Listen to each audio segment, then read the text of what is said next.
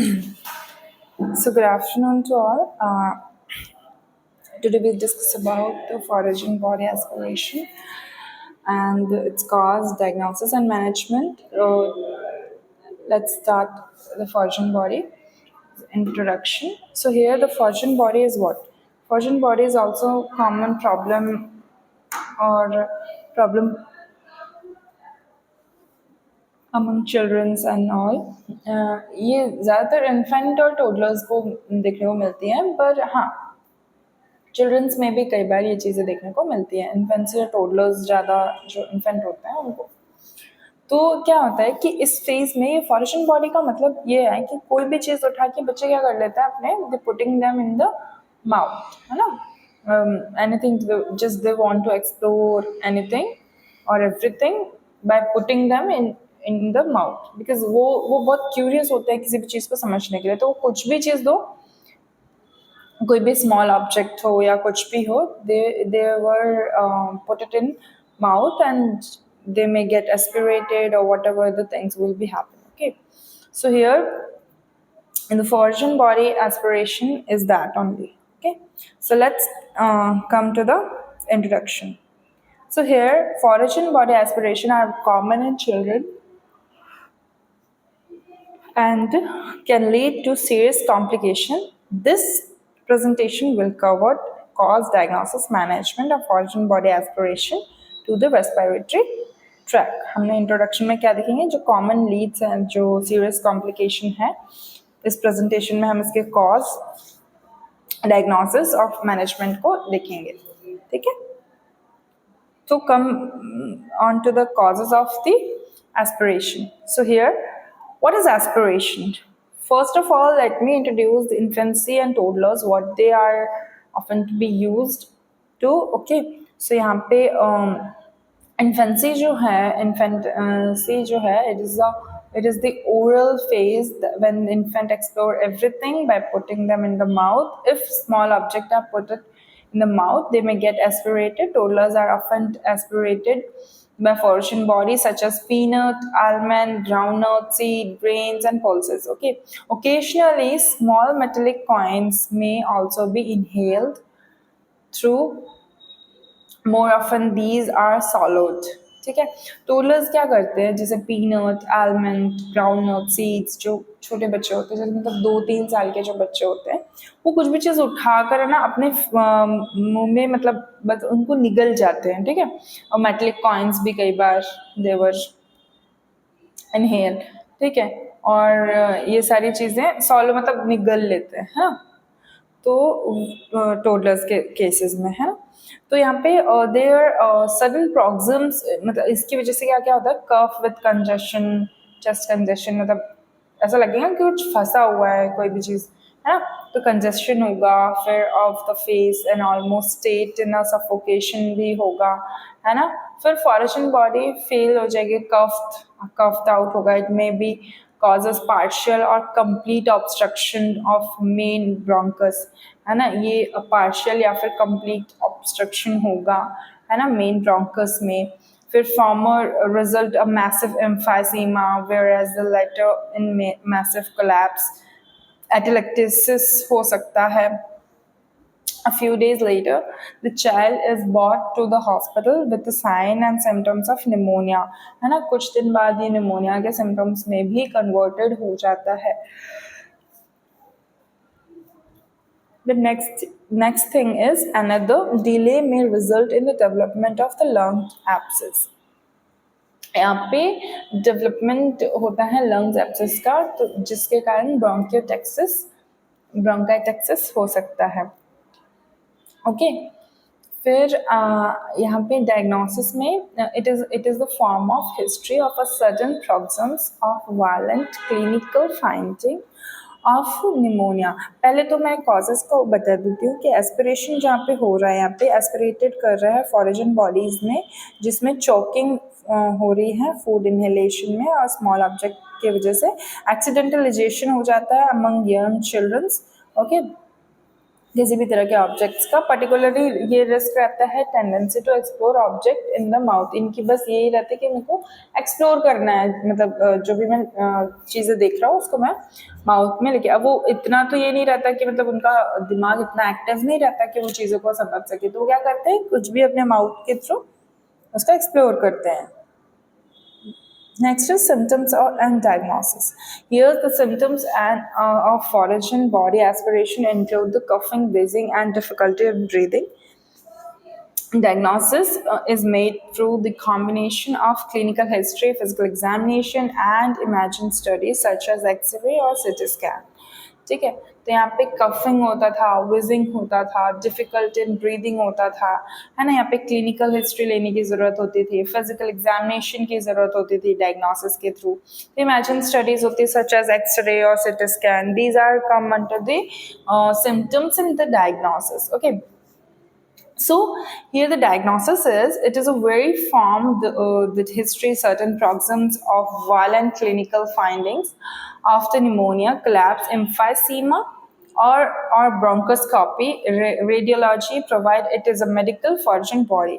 यहाँ पे क्या होता है, यहाँ पे हिस्ट्री जो वॉलेंट क्लिनिकल फाइंडिंग्स होती है, जैसे निमोनिया, कोलैप्स हो रहे हैं, है ना, जो लंग्स है वो कोलैप्स हो रहे हैं, एम्फाइसीमा की कंडीशन हो रही है, ब्रोंकोस्कोपी हो रही है, रेडियोलॉजी हो रही है इस कंडीशन में। Okay, next is management. यहाँ पे प्रिकॉशंस क्या होंगे, मैनेजमेंट की इतनी नीड नहीं होती है, बिकॉज अगर जस्ट कंजेशन हो रहा है तो they just doing the first aid menus, मतलब उनको एस्पिरेट कराने के लिए अब कुछ तो करना पड़ेगा, या तो उनको फिंगर्स इंसर्ट करके बच्चों को और उनको वॉमिट कराना पड़ेगा, जिससे कि वो चीज़ जो है बाहर आ जाए, राइट। ओके, सो यहाँ पे आप मैनेजमेंट देखें कुछ इस तरीके से, तो यहाँ पे immediate management of the foreign body aspiration involve first aid menus such as backflow and chest thrust for infant and young children. In severe cases, emergency bronchoscopy may be required for removal of the foreign body। ठीक है, यहाँ पे require होगी उसकी। फिर आता है precaution. The care should be taken not to leave any small object in infant hand and within their reach to which toys should not have any small removable parts. Infant should never be fed soils और food which are difficult to chew और groundnuts, वो सारी चीज़ें क्या कर देते हैं वो क्योंकि बच्चों के लिए वो टफ होता है उसको बाइट, उसको च्यू करके खाना, तो वो उस कंडीशन में क्या करते हैं, उस ऑब्जेक्ट को, उस स्मॉल ऑब्जेक्ट को दे वर swallowing it, okay, they were swallowed it। Okay, then administer the appropriate antibiotics in such care of infection। यहाँ पे क्या करना है, एडमिनिस्टर करना है appropriate antibiotics को, है ना, जिसमें इन्फेक्शंस वगैरह ये सब चीज़ें ना हो, है ना। तो ये सारी चीज़ें उसके मैनेजमेंट या प्रिकॉशन में आ जाएगी। यहाँ पे कॉम्प्लिकेशन की बात करें तो if it's not promptly treated treated by foreign body aspiration can lead to the complications such as pneumonia, atelectasis, respiratory distress, early recognition and intervention care। ये सारी की सारी चीज़ें क्रूशियल होगी, okay, to prevent these complication. ठीक है, उसके बाद आता है यहाँ पे डायग्नोस्टिक इमेजिन। तो इमेजिनिंग स्टडी के लिए including the chest x ray and CT scan play a vital role in identify the location and the nature of the foreign body। This study help to guide the appropriate management of the aspiration। Okay, तो यहाँ पे CT scan होगा, chest x ray होगा, है ना, appropriate management, ये जो चीज़ है ये वाइटल रोल प्ले करेगी, जिसके कारण हमें इस डायग्नोस्टिक फाइंडिंग में चीज़ें पता चल जाएगी कि एक्चुअल में वहाँ पे हो क्या रहा है। ठीक है, फिर यहाँ पे आप देखेंगे, यहाँ पर मैं अपने आपको ये बताया कॉम्प्लिकेशंस के बारे में। तो यहाँ पे क्या हो रहा था, कॉम्प्लिकेशंस में ये प्रॉम्प्ट अगर इसका जल्दी से जल्दी ट्रीटमेंट नहीं हुआ तो aspiration can leads to the complication. I am so sorry, aspiration जो ये क्या होगा यहाँ पे कॉम्प्लिकेशंस लीड कर सकता है, जैसे कि pneumonia, atelectasis, respiratory distress. Early recognition and intervention are very crucial to prevent these complications. Okay, these तो इससे क्या है, complications को prevent करना है. Okay, so next we have come to the sorry, I'll told you after that diagnostic imagination हो गया था. यहाँ पे bronchoscopy procedure के बारे में बताना है. Okay, तो यहाँ पे bronchoscopy procedure के बारे में क्या बताया गया है? It is a golden standard removal of foreign body in the airway. It involves the use of flexible ridscope to visualize and extract the foreign body under direct vision.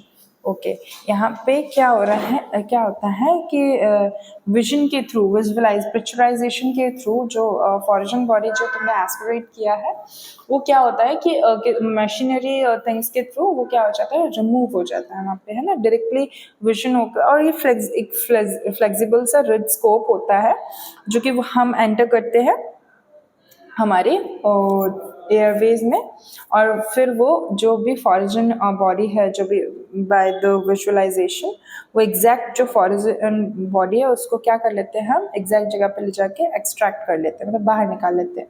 That is also known as gold standard.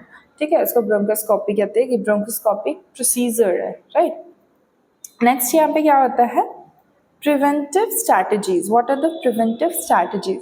So, यहाँ पे preventive measures include the supervision of the young children during play, avoidance of small toys and objects, and education of the parents and caregiver about the risk of foreign body aspiration. यहाँ पे preventive measures होंगे जो कि include होगा supervision के लिए. Young children during play, उनको ध्यान देना है, सुपरविजन करना है, अवॉइड करना है उनके स्मॉल ऑब्जेक्ट और टॉयज को, और उनको एजुकेट करना है. जो केयर गिवर है वो भी इस चीज़ से अवेयर है कि बच्चा वो चीज़ ना ही खाने पाए. ठीक है, risk of foreign body aspiration यहाँ पे हो सकता है, तो उस कंडीशन में यहाँ पे प्रिवेंटिव मेजर्स या प्रिवेंटिव स्ट्रेटजीज हमको सेट करनी होंगी. ठीक है, फिर हम यहाँ पे बात करते हैं रिकवरी एंड फॉलोअप के बारे में. तो यहाँ पे रिकवरी और फॉलोअप क्या है?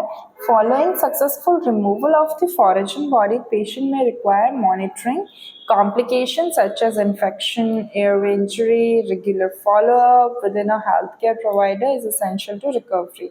यहाँ पे क्या हो रहा है, following successful removal होता है foreign body का, patient जो कि require monitor complications होते हैं, इन्फेक्शन जैसे कि एयरवे इंजरी वगैरह, है ना, ये सारी चीज़ें रेगुलरली वहाँ पे follow up care, health care provider जो है बहुत ही इसेंशियल ट्रीटमेंट यहाँ पे रिकवरी के लिए बोलते हैं. रिकवरी बहुत ज़्यादा यहाँ पे मस्ट है.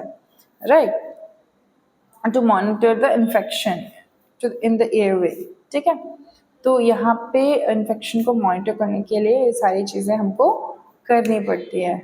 ओके, नेक्स्ट आता है केस स्टडीज. तो केस स्टडी के बारे में इलस्ट्रेशन होता है डिफरेंट सिनेरियोज के बारे में, जैसे फॉरेन बॉडी एस्पिरेशन में उसका मैनेजमेंट कैसा होना चाहिए, उसका आउटकम क्या होगा. Provide valuable insight for health care professional learning in the form of real case and can help to improve the clinical decision making. इसमें केस स्टडी जिस तरीके से करेंगे उसका मैनेजमेंट और आउटकम हमको ध्यान में रखते हुए करना है. कैसे हेल्थ केयर प्रोफेशनल अपनी रियल जो केसेस हैं उसको इम्प्रूव कर सकते हैं, क्लिनिकल डिसीजन मेकिंग बना सकते हैं उसको. तो वो सारी चीज़ें क्या यहाँ पे करनी है, मॉनिटर करते हुए चीज़ों को लेके चलना है. इससे पहले मैंने आपको ये जो बताया है रिकवरी एंड फॉलोअप में, रिकवरी में क्या है, ये एक सक्सेसफुल मतलब रिकवरी कैसे कि अगर आपने वो प्रोसीजर जो ब्रोंकोस्कोपी वाला प्रोसीजर अगर आपने किया है वहाँ पे पेशेंट पे, तो देखना है कि वहाँ पे फॉरेन बॉडी रिमूवल तो हुआ है, मॉनिटर करना है इन्फेक्शन को, एयरवे में इंजरी तो नहीं हो रही उसकी वजह से, है ना. रेगुलरली फॉलोअप केयर देखना है वहाँ पे, प्रोवाइडर एसेंशियल रिकवरी, तो मतलब क्या चीज़ें ज़रूरी है वहाँ पे वो चीज़ों के बारे में ध्यान रखते हुए यहाँ पे रिकवरी और फॉलोअप को मेंटेन करना है, राइट। उसके बाद यहाँ पे आता है public awareness, publicly what the thing will happen. तो पब्लिक अवेयरनेस यहाँ पे देखनी है कैसे कि rising public awareness about the risk of foreign body aspiration is crucial. Community education programs and first aid training can empower individual to respond effectively to such emergencies.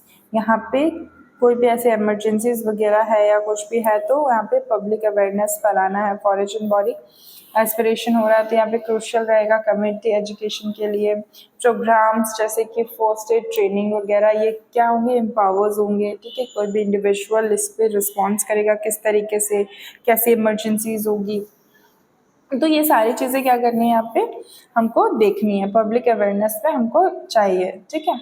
फिर बात करते हैं यहाँ पे कंक्लूजन के बारे में। कंक्लूजन के बारे में जैसे फॉरेन बॉडी एस्पिरेशन है तो वहाँ पे पोज करना है सिग्निफिकेंट रिस्क के बारे में, स्पेशली इन चिल्ड्रन। जो अर्ली रिकॉग्नाइजेशन होता है, प्रॉम्प्ट ट्रीटमेंट या प्रॉम्प्ट इंटरवेंशन है ना। तो प्रिवेंटिव स्ट्रैटेजीज क्या होगी? Preventive strategies are essential for reducing the burden of foreign body aspiration. Continued research and education are crucial for improving outcome. यहाँ पे जो conclusion है वो क्या होगा, फॉरेन बॉडी में कैसा एक सिग्निफिकेंट रिस्क देखा जाएगा, स्पेशली जब चिल्ड्रंस होते हैं।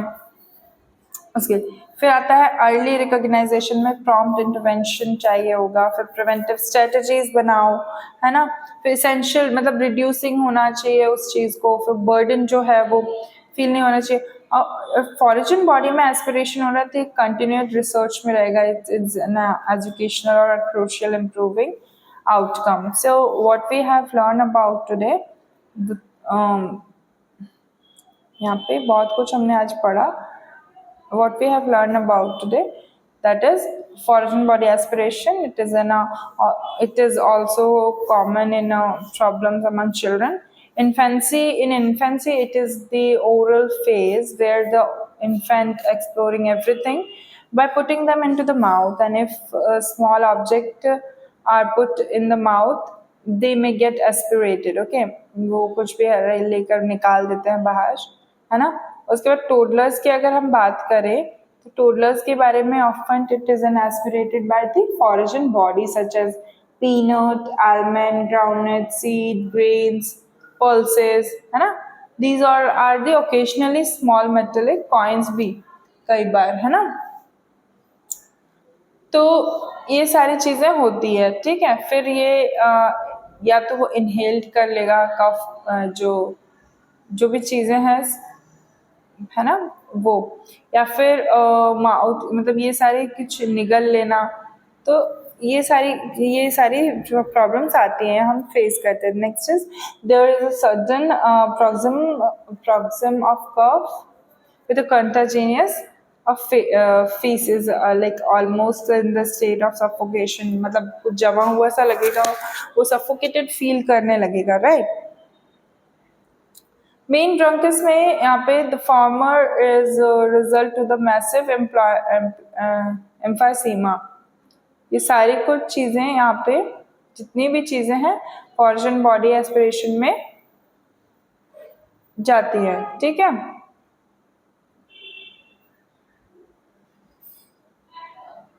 Okay, so that's all for today. Next, the topic that we are discussing here is poisoning. Okay, तो पॉइजन के बारे में बता दूंगी मैं आपको, है ना।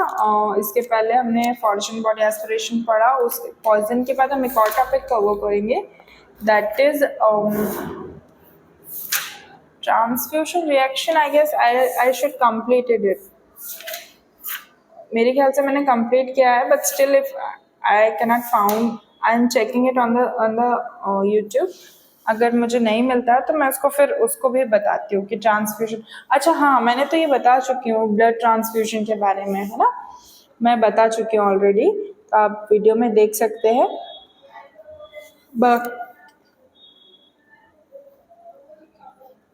If you needed The notes, I'll teach you about this also.